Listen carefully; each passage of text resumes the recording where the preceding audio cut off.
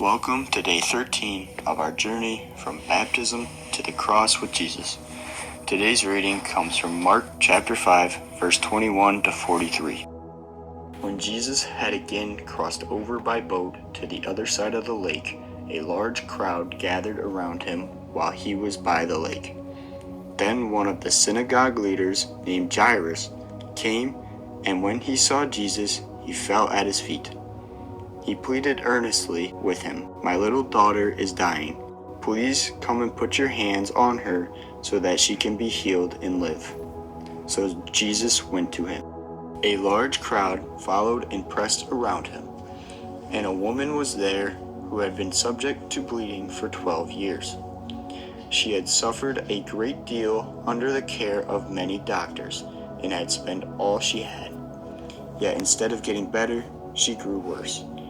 When she heard about Jesus, she came up behind him in the crowd and touched his cloak, because she thought, "If I just touch his clothes, I will be healed." Immediately, her bleeding stopped, and she felt in her body that she was freed from her suffering. At once, Jesus realized that power had gone out from him. He turned around in the crowd and asked, "Who touched my clothes?" "You see the people crowding against you," his disciples answered, "and yet you can ask, 'Who touched me?'" But Jesus kept looking around to see who had done it. Then the woman, knowing what had happened to her, came and fell at his feet, and trembling with fear, told him the whole truth. He said to her, "Daughter, your faith has healed you. Go in peace and be freed from your suffering." While Jesus was still speaking, some people came from the house of Jairus, the synagogue leader. "Your daughter is dead," they said. "Why bother the teacher anymore?" Overhearing what they said, Jesus told him, "Don't be afraid, just believe." He did not let anyone follow him except Peter, James, and John, the brother of James. When they came to the home of the synagogue leader, Jesus saw a commotion with people crying and wailing loudly. He went in and said to them, "Why all this commotion and wailing? The child is not dead but asleep." But they laughed at him. After he put them all out, he took the child's father and mother and the disciples who were with him and went in where the child was. He took her by the hand and said to her, "Talitha cumi," which means, "Little girl, I say to you, get up." Immediately, the girl stood up and began to walk around. She was 12 years old. At this, they were completely astonished.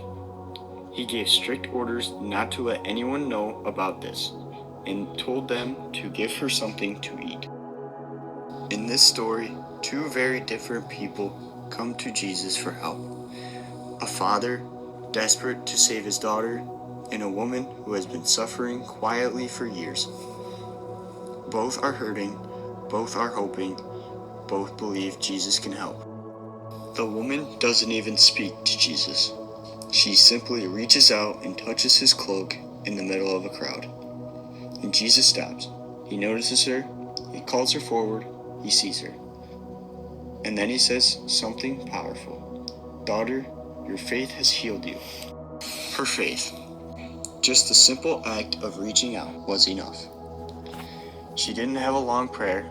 She didn't make a speech. She just believed enough to reach for him. Then Jesus continues on to the little girl who is believed to be gone. Everyone else thinks it's too late, but Jesus walks in, takes her hand, and brings her back to life. What stands out in this story is how personal Jesus is. In a crowd full of people, he notices one quiet touch. In a room full of doubt, he brings hope. Jesus sees the people others overlook. He stops for ones who feel invisible. He cares for the ones who feel like it's too late. And he still does that today. Today, take a moment to think about this. Where do you need to simply reach out and trust Jesus?